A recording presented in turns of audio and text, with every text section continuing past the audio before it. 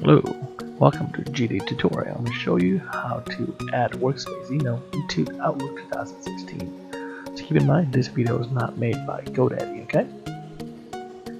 Alright, so once you sign into your account, click on that person silhouette on the top right corner, right there. Go to My Products, ignore my customer number.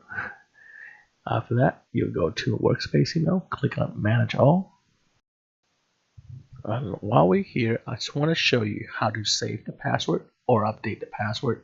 So keep in mind, Workspace email is the only system that Godaddy has that you can actually reuse the same password, or you can confirm the password you have. So what you do is you click on the email address itself. It's come a pop-up screen like that. Type in the same password you had before or the new password. Just make sure you meet the criteria. The criteria show right there.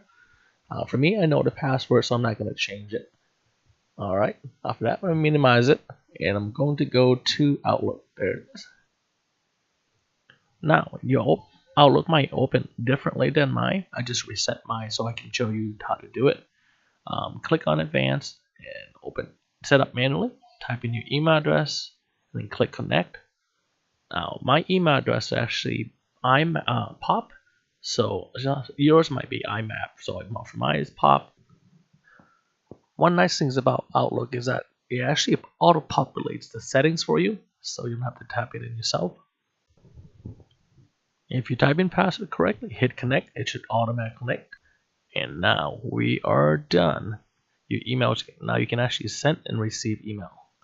Now I want to show you, let's pretend that we haven't set up anything yet, and your Outlook just looks like that. What you want to do, you want to click on the file button on the top left corner.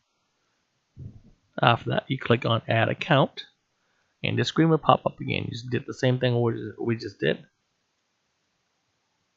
Now, if you need the settings for IMAP or POP, maybe you missed it, well, here you go. And thanks for watching. We'll see you next time.